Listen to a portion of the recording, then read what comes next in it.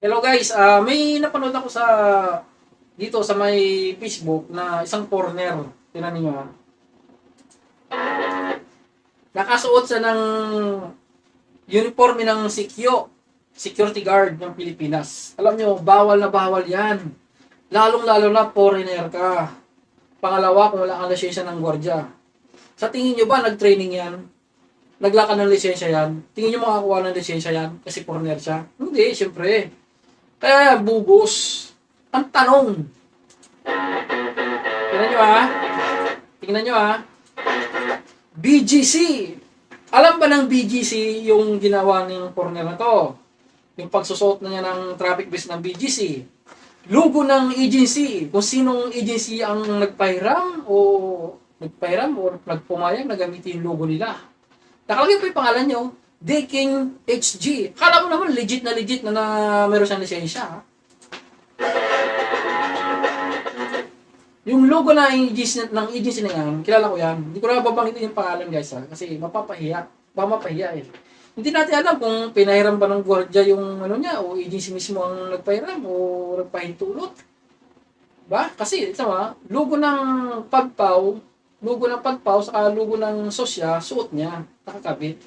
Na hindi dapat. Meron siyang kumpleto, badge. What's up guys and gals? Officer Tapos to guys, aakto to na parang traffic enforcer dyan sa BGC. Mga harang siya na tao. the road starts to be used a lot more here, including our new cyclists know what the rules are. Yan, nag-aakto siya na traffic enforcer, nagta-traffic siya. Usually sa gumagawa na Yan o, naninita rin siya ng mga tao. Hindi dapat yan. Kung ako Pilipino dyan, hindi ako titigil. Sino ka ba? Foreigner ka, hindi ka gwardiya. Bobos ka. Diba? Kung sabihin ng bashir, inggit ka lang. Porque foreigner, inggit ako. Porque maraming subscriber o ano. Hindi ako inggit. Ang pinag-usapan dito guys, yung pagsusot ng uniforme ng gwardiya, bawal po yun. Kung alam niyo yung Republic Act na para sa gwardiya, Republic Act 5487, yan yung batas para sa mga gwardiya dito sa Pilipinas. Nakalagay dyan, nakasaad na bawal ang mga foreigner. Dapat pure Pilipino. Saka kung wala na siya, wala kang karapatan magsuot ng uniforme. At umaktong bilang isang gwardiya. Diba? Yun na. Tapos, tingnan nyo ha, tama. So galing ka sa bike lane, Officer 143D. pinapatigil niya yung mga sasakyan. Itong mga sasakyan naman, hindi nila kilala, hindi nila mamukasi. Siyempre, naka-uniforme ng gwardiya eh. Nakabala rin sila dahil sa ginagawa niya, dahil wala naman talaga yung basihan niya. Anong gagawin? Hindi ka naman gwardiya. Ba't ka maninita? Ba't ka nagta-traffic dyan? In BGC, you notice you came around this corner here. Did you notice the pedestrian crossing the divide? Nakabala siya eh. There's something right. Yeah. This happens to be something. Naninita rin siya ng mga siklista, mga bystander na kung ano naman pwede sabi na wala siyang karapatan. Wala talaga. Kung naalala nyo si SG Macaron ba yun, yung na-picture sa KMGS na gwardiya, na foreigner, wala na, hindi na siya nag-gwardiya, na-revoke ng lisensya niya kasi foreigner siya eh, nung nalaman ng PNP Sosya. Ito, hindi ko alam kung alam ng PNP Sosya to.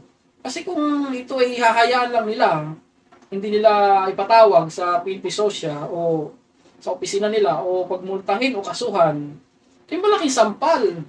Parang sampal sa balikan mukha dahil nasa Pilipinas siya eh. Diba? Eh lalo na itong agency, nagamit yung logo. Dapat to, imbestigahan din yung agency na napahiram ng uniforme na may logo nila. Hindi natin alam kung pinahiram ba ng gwardiya nila o sila mismo ang nagpahiram. At alam ba ng pamunuan ng BGC? Bakit nila pinayagan itong ganitong klase? Diba? Something right. So you get right safe, brother.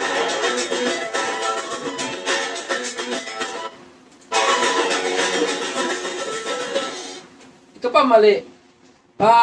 Nagpa-picture sa may CCTV room yan. CCTV room yan eh. Hindi ko alam ba't siya pinayagan na pumasok dyan para mag-vlog.